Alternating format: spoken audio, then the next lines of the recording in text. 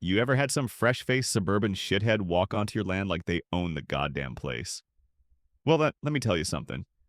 I was sitting on my front porch, same as I done every morning for the last 40 years, black coffee, boots up on the railing, watching the sun crawl over the hayfields when I saw that shiny white SUV slow roll past my gate like it was scouting enemy territory. I already knew it wasn't good.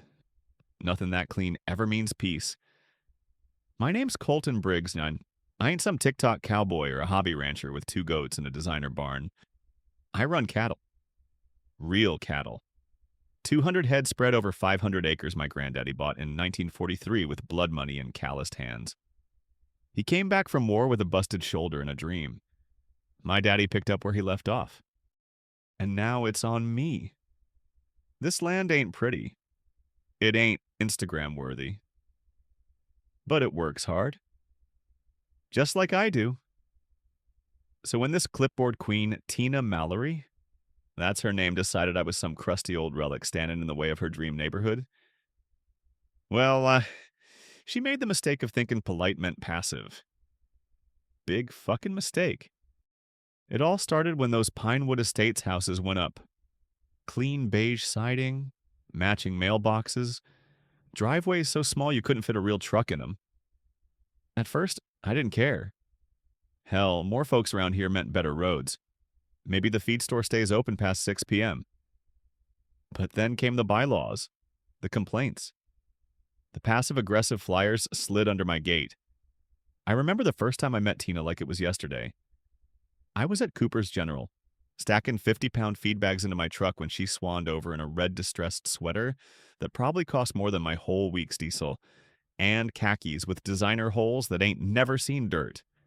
She goes, all syrupy sweet, "Mr. Briggs, I'm Tina Mallory, HOA president over at Pinewood Estates. We've had some concerns." That's when I knew I hated her. Concerns. She said like my cows were sneaking into their yards and shitting in flower beds. Like the smell of honest work was somehow offensive to their yoga brunch. I set the bag down and looked her square. "Ma'am, that smell. That's beef, like that's taxes. That's how your roads got paved." She scribbled something down on that damn clipboard of hers and buzzed off like a mosquito with a fake smile. 3 days later, I got a letter from the Pinewood Estates HOA talking about noise pollution and livestock stench endangering community wellness, read like it was written by a bored paralegal who watched too much Law and Order. And there it was. The opening shot. Now, I ain't the kind of man to panic over words, but you don't run a ranch this long without knowing when someone's coming for you with more than just opinion. Next thing I know, I got cars slow creeping past my gate, folks taking photos like they're with the goddamn EPA. One even hopped out and started measuring my damn fence line. That's when my neighbor Lois, sweet old gal, been here longer than me, said she saw him with clipboards down by the old cattle pen. Clipboard. Always the fucking clipboard. Then the social media shitstorm hit. Tina posted 47 pictures of my barns and manure piles with captions like, "Won't someone think of the children and health hazard next door? I was feeding the damn community when Tina was still wearing braces and failing algebra." But it didn't matter. Narrative is a powerful thing, and she was good at it. People stopped waving. Parents started holding their kids tighter when they passed by on their evening walks. Made me feel like a damn outlaw on my own goddamn land. It came to a head one afternoon. I was working the barn, sweating through my shirt, when I heard SUV doors slam by the gate. I walk out and there they are, Tina, with her fucking sweater and clipboard. Derek Nash, their limp dick treasurer, and some other lady who looked like she wanted to be anywhere but there. They handed me an envelope like it was a death sentence.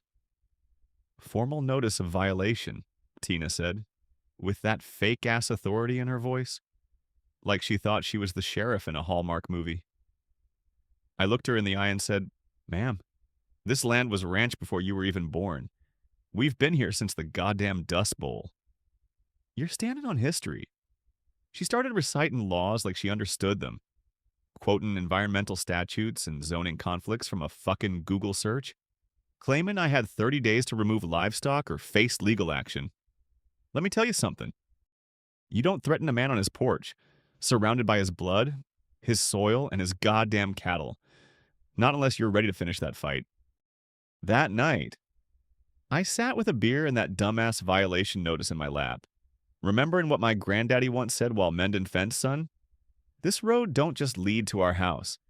It leads to every fight your daddy and I won and everyone you'll have to face. I didn't get it then, but now I did.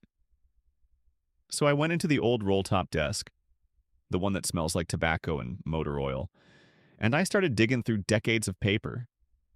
Deeds, maps, letters, originals with stamps and signatures so old they were damn near antique. And there it was, a survey, a real one, from 1986. Turns out Pinewood Estates wasn't even built on the land they thought they bought. They were on my land. Every driveway, every manicured lawn, every HOA mailbox. My blood ran hot, but my mind went cold. This wasn't a land dispute, this was theft. A quiet, polite, clipboard-wielding land grab by people who assumed I was too old or too dumb to notice. They thought wrong? Tomorrow, it'd be my turn to deliver notices. And when I showed up, I wouldn't be carrying a clipboard. I'd be bringing the law. Real law. I don't lose sleep easy. Hell, I once slept through a tornado that tore the roof off the feed barn. But that night, after Tina's HOA brigade marched up my driveway with their little legal cosplay, I was wide-eyed till damn near 3 a.m., digging through paperwork and drinking whiskey like it was holy water. My granddaddy's file. God rest that old bastard was like a time capsule of legal dynamite. Buried under cattle auction slips and rusted paper clips was the one thing Tina and her HOA army hadn't planned for the goddamn truth. Turns out, back in '86, the county tried to buy 50 acres from us for future development. My granddaddy ornery son of a bitch that he was agreed. But only under one condition, that any future neighbors keep their noses out of his business. The documents were clear as Texas sky. They signed on it. I had the maps, the surveys, the whole damn thing. And best part, the place where Pinewood Estates was built. Not even the land that got sold. They'd slapped their HOA utopia onto the wrong goddamn dirt. My dirt. So the next morning, I woke up with a hangover, a plan, and zero patience for bullshit. I didn't go nuclear just yet. You gotta cook revenge low and slow. Like brisket. First, I called Jim Crawford, an old lawyer who used to drink coffee out of a flask and sue developers for sport. I told him everything. He chuckled, said, "Colton, you just handed me a trespassing case wrapped in HOA arrogance. This is going to be fun." While Jim worked his magic on the legal end, I started my own little operation. See, you don't fight HOA with fists. You fight it with paper, patience, and a damn good printer. I made copies of every deed, survey, clause, and chicken scratch note my granddad ever wrote about those 550 acres. Then I started watching. Every car parked half-assed over my fence line. Every homeowner who let their dog shit on my gravel drive. Every HOA meeting flyer that got stapled to my mailbox. I took notes. I took photos. Hell, I even got me a little drone from Walmart. Ain't tech savvy, but I learned quick when I realized those HOA punks had been filming my cattle with iPhones. If they could spy, so could I. About a week in, things got hot. One morning, there's a certified envelope sitting in my mailbox fancier than a church wedding invite. Inside, a letterhead from some slick city lawyer named Lauren Beckett. With a tone smug enough to punch through the page, she claimed I was in violation of nuisance laws, jeopardizing environmental standards, and had forfeited my grandfathered status due to scope changes in operational methods. Which is a real fancy way of saying you're too loud and smelly, and we don't like you. Thing is, Lauren Beckett's been around these parts for years. She knew damn well my operation hadn't changed one lick since the 90s. In fact, I run quieter equipment now than my old man did, and I got fewer cows than we had back in the Clinton administration. This wasn't about laws, and this was about power. And Tina was writing checks she damn sure couldn't cash. The same day I got Lauren's letter, I found a petition stuck to my gate with zip ties like some kind of propaganda drop. Apparently, Tina had rallied 31 of her 47 HOA households to sign a petition to rezone my land from agricultural to residential. A complete crock of shit. The thing read like a PTA fear fest. My child has chronic asthma and is suffering due to ranch dust. The smell from the cattle is unbearable at dinner time. Tractor noise wakes up our baby during nap hours. Nap hours, lady. This is a ranch, not a fucking daycare. It wasn't even the lies that burned me up. It was the signatures. Neighbors I'd waved to for years. People I'd pulled out of ditches during ice storms. Folks who bought my beef at the co-op and smiled to my face now acting like I was Chernobyl in boots. That night, I stared out at the pasture, watching the moonlight hit the grass. My boots still muddy, legal papers scattered all over the porch table, and I thought I'm either going to bury them in court, or I'm going to fence this whole goddamn HOA in and start charging admission. The next morning, I did what scared him most. I went quiet. No more social posts, no rants, no confrontations, just quiet. I hired a surveyor, the best in the county, Mark Henderson. Old boy's been walking land since Reagan was president. I told him, Mark, I want you to redraw every line and piss test every legal boundary on this ranch. No shortcuts? He did. What he found was golden. Those bastards were not only encroaching, they'd built their parking lot right on my land. 2 full acres. HOA vehicles. Guest access road. Even a goddamn swing set. I laughed so hard I nearly choked on my dip. Meanwhile, my lawyer Jim drafted a counterclaim with all the receipts. Grandfather clauses, property surveys, county development agreements, HOA disclosures they all initialed before buying everyone admitting they lived next to a working ranch. The best part, their own sales brochures bragged about charming country living beside historic Texas ranch land. The ranch they now wanted shut down was their own fucking selling point. You can't write comedy this good. Then came the call that changed everything. Carol Jenkins, HOA secretary and Tina's lapdog, called me shaky voice like she was confessing to the priest. Mr. Briggs, she said, I need to tell you. Tina lied. About the citations. The county never fined you. She made it all up to get votes for the petition. I didn't say much. Just thanked her and hung up. Because that was it. That was the bullet in the chamber. I spent the night prepping. Printed health inspection results. Blew up survey maps to poster size. Had Jim Crawford write a letter to accompany my findings. Then I cleaned myself up. Real good. Put on my Sunday boots, the neon blue t-shirt my daughter hates, and my khaki jacket with the tear on the left cuff from when a bull tried to gore me in Udo 8. And I showed up. At their next HOA meeting, the HOA had set up shop in some repurposed trailer they called the Community Center. Looked more like a FEMA outpost with fairy lights. Room full of folding chairs, bad coffee, and fake smiles. Tina was up front, spouting off about protecting our children from outdated agricultural practices. I walked in, folder under one arm, cowboy hat in hand. Evening. Folks, I said, loud and polite. Name's Colton Briggs. You might know me as the reason your house exists. Silence. Tina's face turned pale. The other board members looked like kids caught cheating on a test. I heard y'all were concerned about my cows. Thought I'd bring some homework. I laid the health inspection on the table, highlighted sections, passed out copies. Then came the map, the big one clearly showing that their whole fucking parking lot was on my land. And I didn't shout. I didn't cuss. I let the truth do the talking.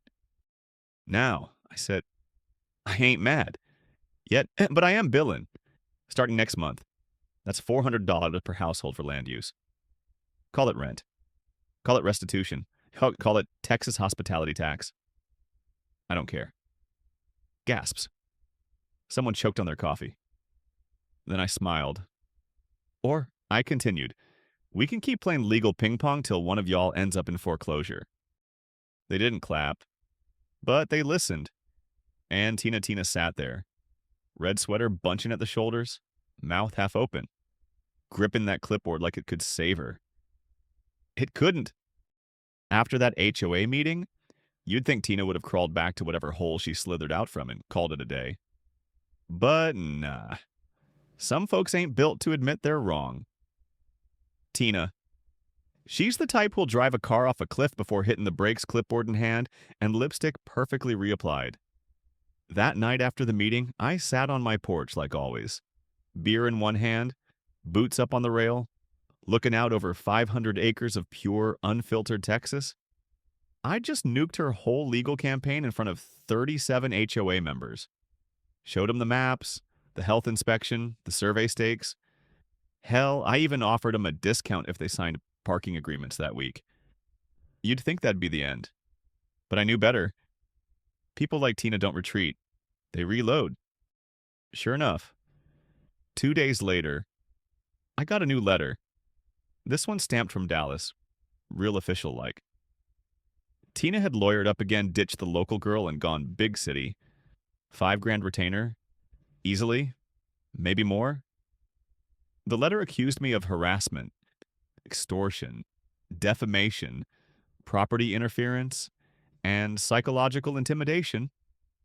I had to read that part twice just to make sure it wasn't from a damn satire site. Psychological intimidation, lady. I'm a 65-year-old man who wears the same boots to weddings and funerals. The most psychological intimidation I dish out is a hard stare when my coffee's weak. But her new lawyer wasn't stupid. Just greedy. He knew Tina was grasping at straws, but he also knew desperate clients sign big checks. So I called Jim Crawford. He read the letter, leaned back in his chair, and said, Colton, I've seen possums with better legal footing than this. Then he cracked open a Dr. Pepper and got to work drafting the response. Meanwhile, word was getting around. Folks at Cooper's General started giving me long looks. Some nodded. Others shuffled off like I'd sprouted horns. I knew Tina had gone full scorched earth on social media. And boy, did she get creative.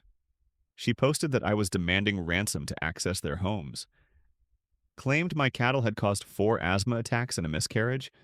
She even hinted that I'd threatened children with firearms. Now that one. That was personal? Let me tell you something. I own guns. Hell yes. I do. I've got more rifles than I got pairs of socks. But I don't wave them at kids. I don't threaten folks. And I sure as hell don't point them at women, no matter how clipboard stupid they might be. That was the moment I realized. This ain't about land anymore. This is about reputation. About legacy. My name's been good in this county for 3 generations. My family's blood is in this dirt. I've helped rebuild barns, dug folks out of snow, donated beef to school fundraisers. Hell, I even ran for school board once and lost by 3 votes to a guy who couldn't spell curriculum. I'm not going to let some HOA queenpin from Austin slander my name into the ground like I'm some lunatic survivalist with a shotgun and a grudge. So I called Jim again. This time, we played offense. First, we filed a civil suit for defamation, trespass, and damages. The trespass part. That was easy. Mark Henderson's survey said it all. They'd built on my property, my land, my terms. Second, we filed a formal complaint with the county zoning board, backed with every scrap of proof I had photos. Inspection reports, HOA documents, even Tina's own flyers. All legal. All tidy. Third, and this was Jim's idea. We went to the Attorney General's office with Carol Jenkins' statements about misused HOA funds. Turns out, old Tina had been paying her lawyers out of the HOA piggy bank without proper voter disclosure. That ain't just shady. That's illegal. While the lawsuit spun up, I made sure to keep the ranch spotless. Spotless. Like hospital clean. Barns swept, records laminated, fences painted. If the county sent another inspector, I wanted them to walk away, wondering if I had OCD or just that much spite in my bones. Truth, bit of both. Now here's where things got wild. I was fixing a busted water line out by the cattle troughs when I saw two unmarked sedans roll up. Government plates, county health and safety inspectors. Tina had filed a formal complaint, claimed my manure runoff was poisoning the water table and giving kids rashes. The inspectors came armed with clipboards, measuring tools, and that look people get when they don't want to be there but gotta follow orders. They spent 3 hours poking through everything. Checked soil samples, interviewed my ranch hands, measured distances between pens and property lines. And when they were done, the lead guy shook my hand and said, "Mr. Briggs, your operation is cleaner than a Whole Foods meat locker. Sorry we wasted your time." I gave him a 6-pack of Lone Star as a thank you. He laughed, said he was more of a Shiner guy. Tina, on the other hand, didn't laugh. Because 2 days after that visit, I showed up to another HOA meeting with the inspection report in hand, signed and sealed by the county. I didn't say much. Just walked in, slapped the report on the table, and said, "This is the 5th time y'all have tried to get me shut down. And it's the 5th time the law said you're full of shit." Room went quiet. One woman actually clapped. Then came the press. Somehow probably Tina word of the lawsuits hit the local news. Headlines like "Rancher demands HOA pay rent and cattle war turns legal" started making the rounds. They sent a reporter out to interview me. Now, I don't do well with reporters. Last one who came out here tried to pet a bull, had to fish his microphone out of the mud. But this gal was polite, smart, asked good questions. "Mr. Briggs," she said, "why are you pushing back so hard?" I looked at the camera and said, "Because if you don't fight for your land, someone else will claim it. And if you don't stand up to people who mistake kindness for weakness, you'll end up paving your pasture for their goddamn dog park." That clip went viral. Tina tried to fire back. Of course, posted a teary video on Facebook about how she was just a single mother trying to protect her child. Said I was bullying her with money and privilege, which was real rich, considering she was the one who started this mess with a clipboard. A lie and a lawyer on retainer. But by then, the tide had turned. HOA members started asking real questions. Derek Nash resigned from the board and apologized to me personally at Cooper's General. Said I should have known better. I signed shit I didn't read. That's on me. Hell, I forgave him. Man owned it. But Tina, she still doubled down, hired a PR firm, sent letters to every house, told them if they sided with me, they were undermining community values. People laughed, because now I was the community, not her. Then came the eviction notice. But not for me. For them. Jim filed a formal claim of encroachment with the county, which meant I could legally have their parking lot shut down and cars towed. We posted signs private property. Unauthorized vehicles will be towed. $400 monthly use fee. Due immediately. Contact owner for access agreements. That's when the phone started ringing. HOA members calling me, begging to work things out, offering to pay, offering to help clean my damn barn if it meant keeping their driveways. And I didn't gloat. Well, okay, I gloat a little. But just inside, this wasn't just about winning. This was about reclaiming the story. They tried to make me the villain, tried to paint me as a redneck relic standing in the way of progress. But progress ain't legal if it's built on lies. And this ranch, it's got more history in one fence post than their whole development has in concrete. They wanted war. Well, now they got one. By now, the folks over in Pinewood Estates didn't look at me like I was some crazy old man with cow shit on his boots and a death wish. No, sir. They looked at me like I was the Grim Reaper, who happened to own the land under their damn parking lot. And honestly, I like that. There's something about finally being seen clear that hits different after months of getting slandered like you're some backwoods psycho. But I wasn't finished. Not by a long shot. After I posted those private property, pay or move your damn SUV signs, things started shifting. Some of them called me up, polite as Sunday school teachers. Mr. Briggs, can we come to an agreement? Is there a payment plan for the rent? Would you accept beef as partial payment? That one made me laugh. Others got real pissy.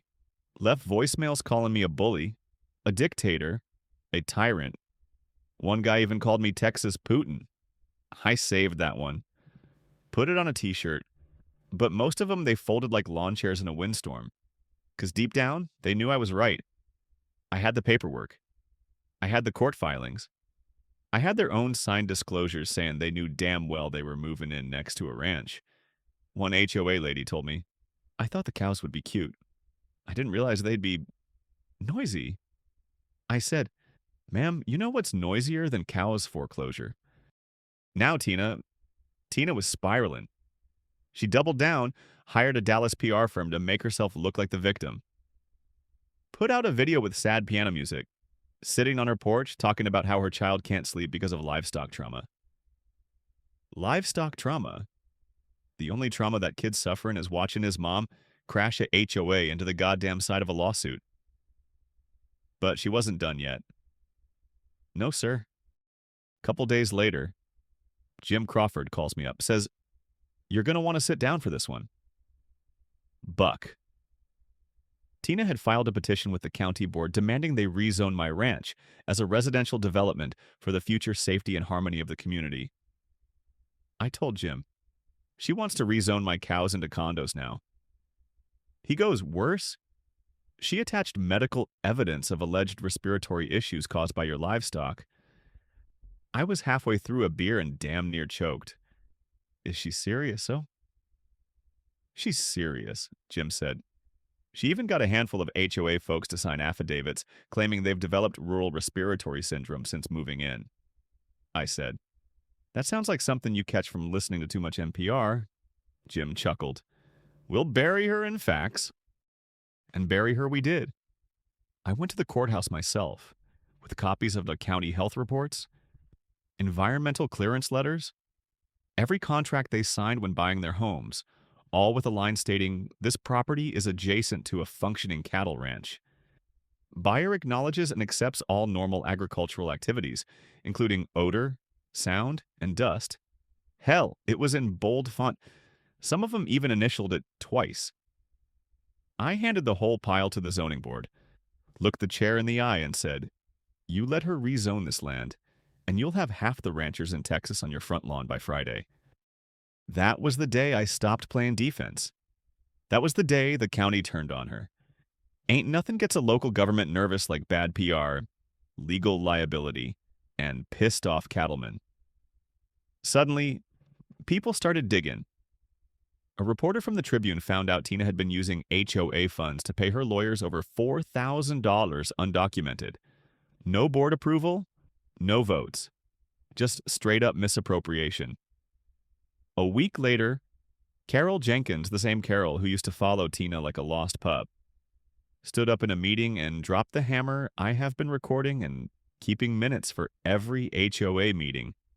And I can confirm Tina authorized the spending herself, without informing the board. Gasps. Actual gasps. Someone dropped a coffee cup. Tina turned the color of store-brand mayo. I didn't even have to say a word. Just sat in the back in my beat-up boots, arms crossed, smiling like a dog who'd just watched the mailman fall down the porch stairs. They voted to suspend all HOA actions related to my ranch, pending legal review. Carol stepped in as interim president. Derek Nash resigned. Again. Poor bastard couldn't even finish a full term. And Tina, well, Tina tried to speak. Tried to blame miscommunication, legal confusion, and the emotional toll of single motherhood. But nobody was buying it anymore. She left the meeting without her clipboard. 2 days later, I had survey stakes installed all around the disputed land. Bright orange, clearly labeled. I even hired a local sign guy to put up no trespassing signs at every spot Pinewood folks had been ignoring my fences for years. Some folks were shocked. One lady said, Mr. Briggs, my kids have always played over there, I told her. Ma'am, they've been playing on my land. That ends today. You want to rent it? Let's talk. Otherwise, teach them where the lines are. She nodded. Quiet, respectful. That's all I ask. Then came the deal. Carol called me up, voice nervous, polite, asked if we could work something out, an official agreement. No more threats. Just terms, clean, simple. I said, only if we talk face to face. So she came out, along with 5 other homeowners. We sat on my porch, drank tea, ate jerky, looked over the pasture as the sun dropped behind the barn. I laid it out playing $300 a month per house for access rights and parking on the disputed area. No more, no less. You pay, you park. You don't. You walk from the street. They talked amongst themselves. Then one guy asked, what'll the money go toward? I told him the truth. Fixing the gravel road, lighting, fence upgrades, and whatever's left goes toward the county ag program. I ain't looking to get rich. Just want it fair. They agreed. 39 households signed within the week. The others, they held out for a few days. But walking 300 yards with groceries in Texas heat will humble a man real quick. By the end of the month, every single household had signed. And just like that, the HOA's war became a partnership. They respected me. I respected them. And Tina, she packed her shit and vanished. Mortgage defaulted. Lawyer bailed. IRS opened an investigation into her fake income streams. And the Pinewood Estates HOA. Now they call me for help. Hell, I got invited to their next barbecue. They asked me to bring beef. So what's the moral here? Simple, never mistake a rancher's silence for surrender. We don't bark. We don't bluff. But when we bite, we don't let go. I was taking a leak behind the barn when my phone buzzed like a rattlesnake in a coffee can. Colton, Jim Crawford said, turn on Channel 7. I zipped up, hustled inside and flipped on the old TV in the kitchen, the one with duct tape holding the remote together. There she was. Tina Mallory, on the goddamn news. Hair curled, makeup airbrushed, sitting on a porch swing with fake tears and that clipboard sitting on her lap like a baby Jesus. I'm just a single mother. She sniffled, trying to protect my son and my neighbors from a hostile landowner who's charging rent just to access our homes. It's cruel and it's un-American. Un-American lady. You've been squatting on my land rent-free for 2 years. I should have charged y'all retroactive interest. The reporter nodded like a bobblehead. He didn't ask about her HOA lawsuits. Didn't ask about the misuse of funds. Just handed her the mic and let her sing the whole goddamn victim gospel. I sat back in my chair, arms crossed, steam blowing out of my ears like an old diesel truck. You ever been accused of something you didn't do on national television? Feels like getting kicked in the balls by someone wearing church shoes. But I didn't get mad. Not out loud anyway. Because what Tina didn't realize was that when you open the media door, the truth comes knocking too. And she just invited the whole damn world inside. So I called Jim. I want to talk, I said to the press. He paused. You sure I got nothing to hide? He laughed. Good, 'cause they're calling already. The next morning, I met a local news crew at the ranch gate. I wore my oldest pair of jeans, dirt-stained boots, and a neon blue t-shirt that read, I own cows, not HOA bullshit. They followed me around the property, shot footage of my cattle, the barns, the survey markers, the fence lines. I handed them the inspection report from the county, the environmental clearance, the sales disclosures with bold yellow highlights.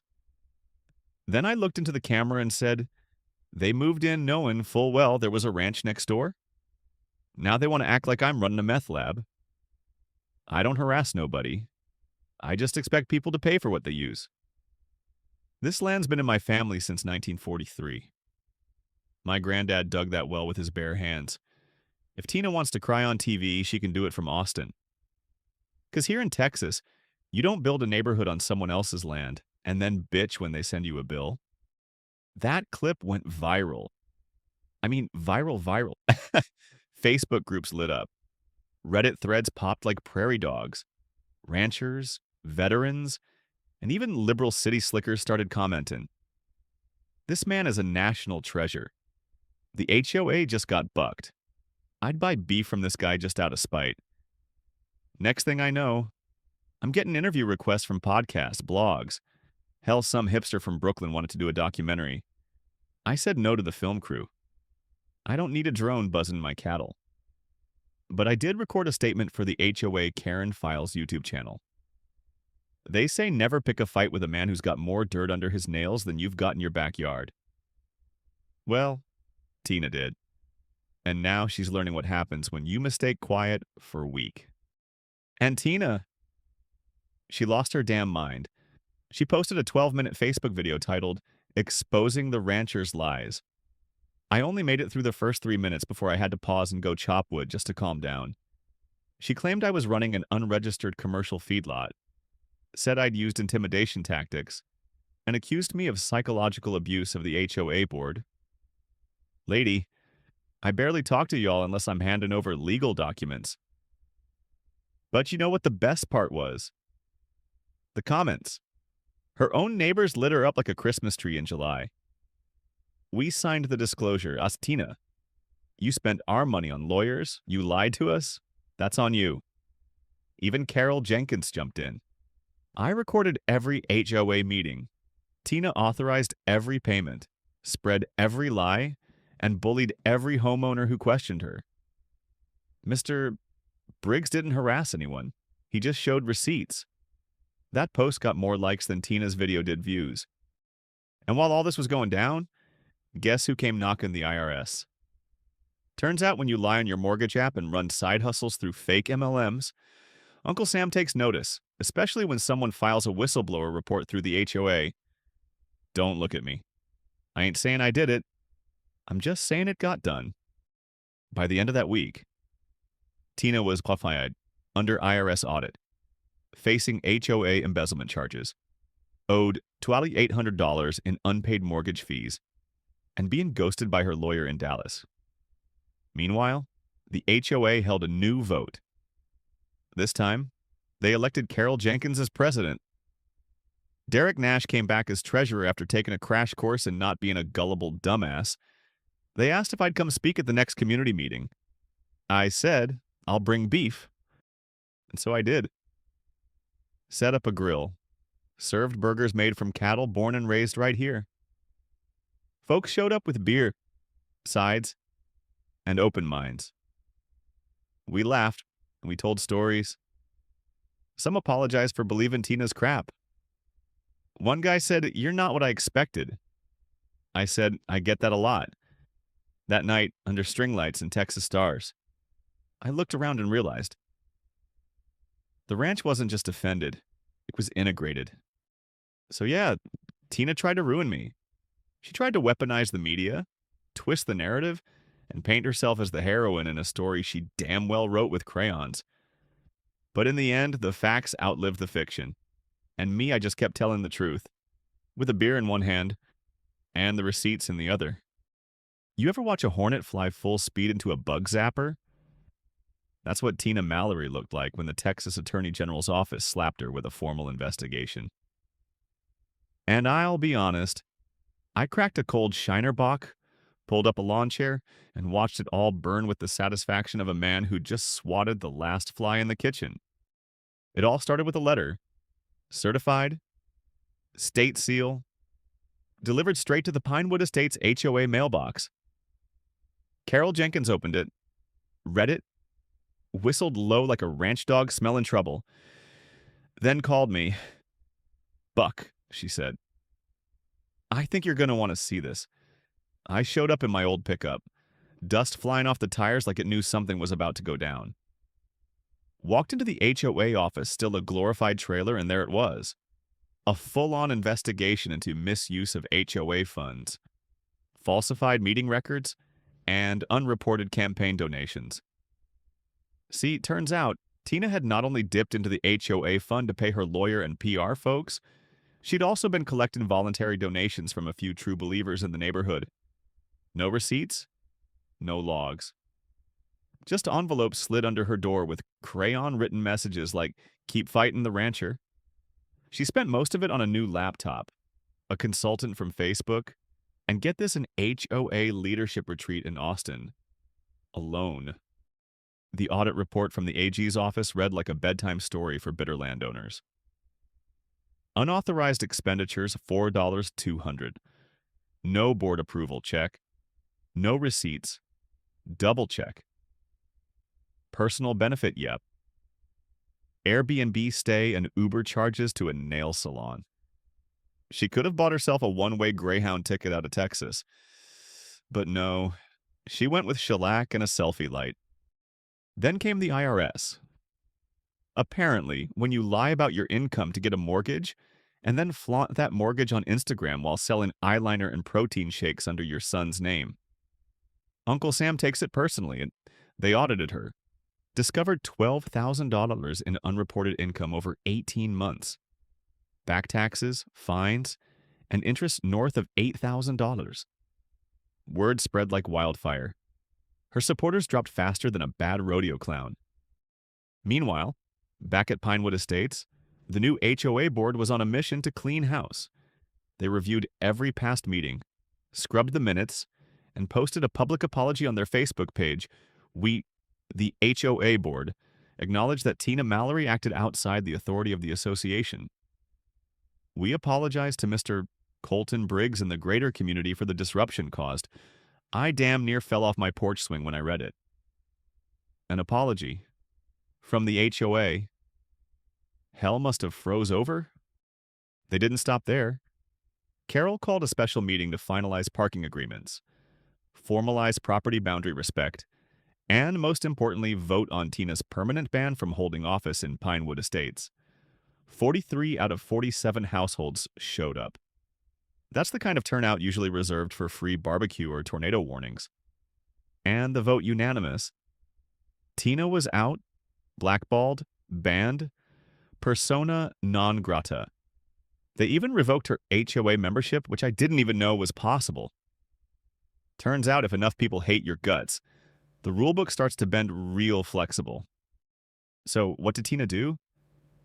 She went full scorched earth. Called a local radio show, cried about being run out of her home by a misogynistic ranch mafia, tried to start a GoFundMe titled "Help a Single Mom Fight Rural Bullying." It raised $92, and I'm pretty sure $50 of that was from her cousin. She tried filing a civil suit against me for emotional distress, but after seeing the HOA's new disclosures plus the IRS letters, the judge threw it out so hard it left a dent in the courthouse floor. By July, her house was officially in foreclosure.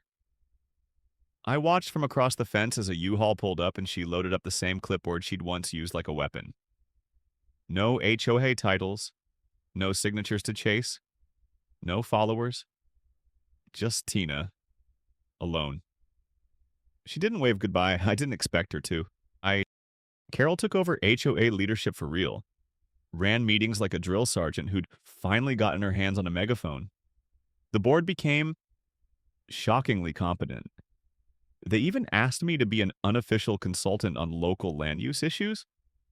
I said, as long as I don't gotta wear slacks or stop cussing, I'll think about it. We agreed. No slacks. Cussin' allowed. The $300 per month per house parking agreement. Held strong. Brought in $11,000 a month. We used it to fix the gravel road. Add solar lights near the shared lot. Fund an AGED program at the local high school. Suddenly, instead of complaining about cow smells, folks were asking if their kids could come bottle feed calves for class credit. And me, I was back to doing what I do best. Fixing fences, raising beef, and watching the sunset from a porch that faced no HOA. Some folks might say I was too hard on Tina. But here's the thing. I didn't start this. I didn't file complaints. I didn't start petitions. I didn't weaponize Facebook or misuse community funds. She did, And I didn't respond with fists or threats or Facebook drama. I responded with facts, with law, with one hell of a surveyor. And when it was over, the truth stood taller than her clipboard ever did. Sunset hits different when you've earned it. I was sitting on my porch with my boots up and a cold Lone Star in hand, staring out over 500 acres of Texas land that had taken beating after beating and still stood proud. Cows grazed along the west fence line. Windmills squeaked lazy in the breeze. Somewhere out there, a kid from Pinewood Estates was bottle feeding a calf named Karen. Yeah, that's what they named her. Swear to God. Been a year now since the whole Tina fiasco.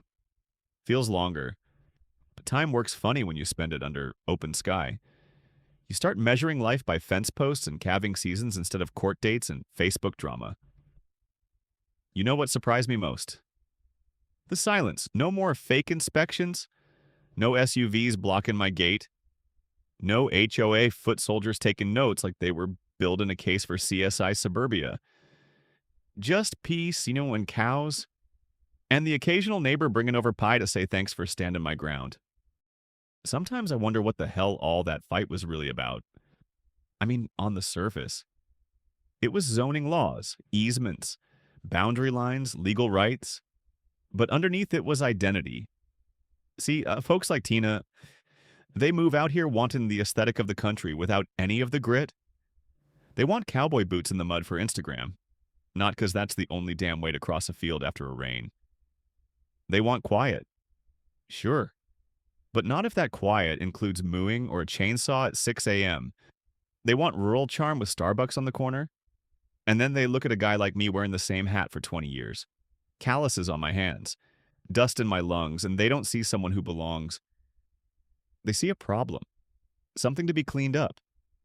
Managed, removed. But here's the truth. I'm not the problem. I'm the reason their houses have power, water, and beef in the freezer. I'm the reason their roads were paved before they even moved in. And that's not bragging. That's just facts. Texas wasn't built by HOAs.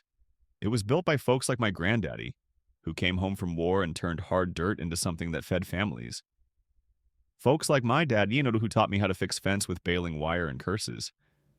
Folks like me who've spent more mornings with cows than people, and like it that way. You know what legacy really is? It ain't your last name in fancy cursive on a granite slab.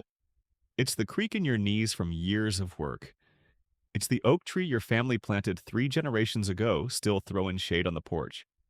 It's the day your neighbor's kid comes by and says, "Hey, Mr. Briggs, I want to learn how to raise cattle like you." And you say, "All right, kid, grab a shovel, we're starting with shit." Carol Jenkins asked me to speak at the first Pinewood Ranch Day this spring. Brought in a bounce house, barbecue, even a little petting zoo setup. I told her I don't do speeches. She said, "Just talk like you're sitting on your porch." So I did. Told them about how this land was bought in 1943 for less than a new truck cost today. How we damn near lost it twice, once to drought, once to development greed. How my granddad made me promise never to sell to someone who doesn't know what a fence line is. And how proud I was that, in the end, the community chose truth over tantrums. They clapped. Hell, a few teared up. I didn't, though. Too much dust in the air. That's my story, and I'm sticking to it. I still keep Tina's original complaint letter. Not out of spite. Just to remind me what ignorance and arrogance look like when they show up with a clipboard. That thing's framed in my tool shed right next to the survey map that proved we own every damn inch she tried to steal. It's a hell of a contrast, hanging side by side. One built on hot air, the other on generations of boots and dirt. People ask if I'd do anything different. Maybe I could have been nicer, more diplomatic. But diplomacy don't work when the other side ain't listening, just waiting to stab you with your own pen. Nah. I stood my ground. Didn't flinch. Didn't fold. And now, when I walk into town, people nod. Say, "Mornin'. Buck." And they mean it. Even the ones who used to think I was the problem. So yeah, this land's still mine. My cattle still shit where they please. The sunrise still hits that barn roof just right. And the only thing HOA about my place is the sign on the gate, hell outta area. You want to know the real moral of this story? It ain't about zoning or fences or legal footnotes. It's this: don't ever let somebody who just got here tell you what belongs. You want to live in Texas? You better learn to live with Texas. That means dust. That means noise. That means cattle. And it damn sure means men like me. Because when you try to erase a legacy with a clipboard, you better be ready for a reckoning written in barbed wire, not ink. And if you're lucky, we might just invite you over for brisket when it's all said and done. But bring your own beer. I ain't running a charity. Let this be a lesson to every HOA board, Karen, or clipboard warrior out there. You don't get to rewrite history just because you moved in last week. You mess with a rancher's land. You better be ready for every inch of barbed wire justice coming your way. And for the rest of y'all, if you've ever been bullied by some self-appointed neighborhood dictator, drop your story in the comments. We're building a whole damn wall of receipts. Hit that subscribe button, because next time, we're covering the HOA president who tried to fine a veteran for flying the American flag. This ain't over. This is just Texas. Baby,